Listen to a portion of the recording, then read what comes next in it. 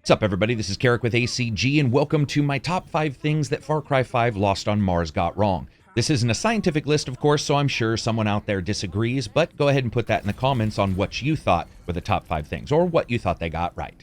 Without further ado, let's jump into it. The top 5 things Far Cry 5 Lost on Mars got wrong. Number 5.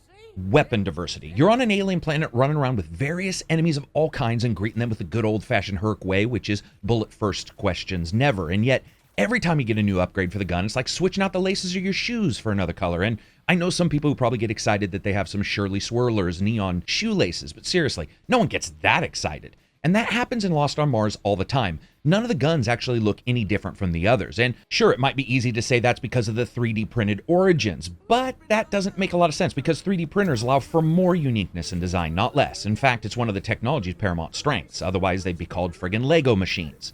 This brings us to number 4. And that's really location diversity. Yeah, it's Mars, and Mars is red and dusty and sandy. So you know what? If you're going to base your game there, maybe have some unique things to do and see. There's all kinds of reams of fiction showing incredibly interesting places on Mars that you could explore and things that you could do. And there's a lot of ideas there to light your brain on fire. Plus, you got teleported there by a giant laser beam, which means almost anything else could have. Here, though, there's a couple bunkers thrown down like someone just figured out how to add Unity art assets to a game.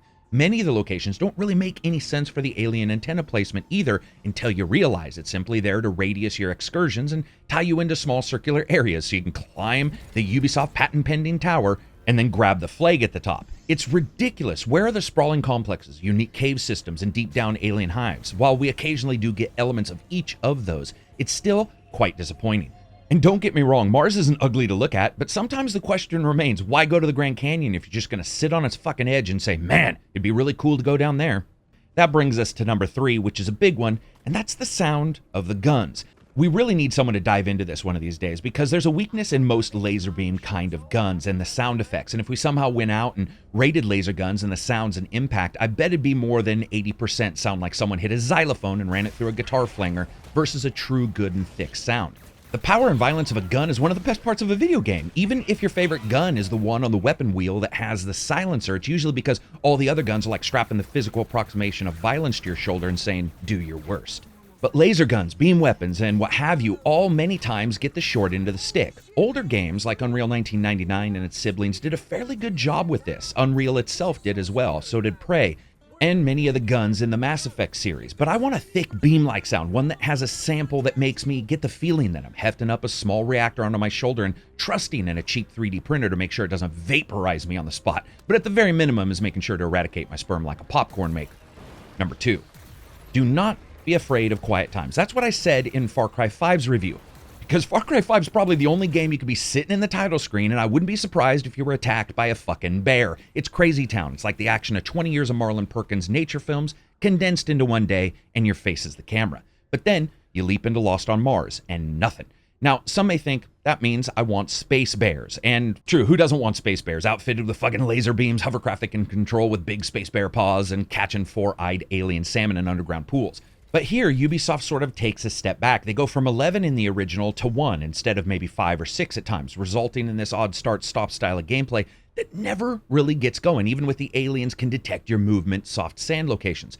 Facing off against 3 alien queens can actually be tough, but then you sort of realize it's all done in this contained envelope of nothingness. Now, don't get me wrong. I know Mars doesn't have a booming ecology, even with alien races running around it. But environmental hazards, for example, of all kinds could have been added as well, and they weren't, and I think that's a shame. That brings us to number 1, and that's alien variety. Now, I know it is DLC, but when you see the excellence of the alien queens, who really are a pretty fascinating design, coupled with the armored space look of the enemies, it really does feel a bit like Starship Troopers. They don't really do anything with that. Most aliens attack you with color-coordinated attacks, and there really just aren't that many to bounce off of. There isn't anything that makes you visually impressed, or at least visually interested. Where's the burrowing sandworms? They're truly horrifying sky creatures, because if you look closely, the alien flyers in the game are basically just reskins of the birds in the other games. And it's almost instantly noticeable when you realize you're the only one affected by gravity and no one else is. It really does feel like a bit of a lost cause for me, because while a couple of the in-joke monsters do make it into Far Cry 5 Lost on Mars,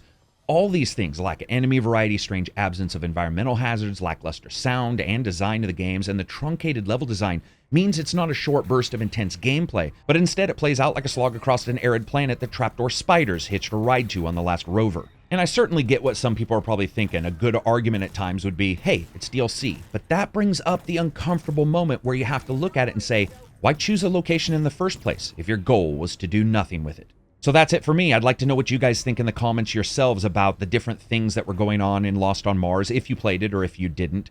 As always, I want to thank the patrons for coming up with the idea for this video. It's absolutely cool, and they are a blast to do. So if you like the video, give it a thumbs up. If you dislike it, give it a thumbs down. Maybe check out Twitter and, of course, Patreon, where you can become a patron for the channel. Also, I've got a Twitch channel, ACG on Twitch. You can check me out there. I'm going to be doing a ton of stuff as we come up. It's going to be reviews for We Are the Police 2, Monster Hunter World, as well as some streams of that. And then, of course, we're getting into the big fall release schedule. And if you stay tuned to ACG, you can expect all of the game reviews. Peace out and enjoy the rest of your week.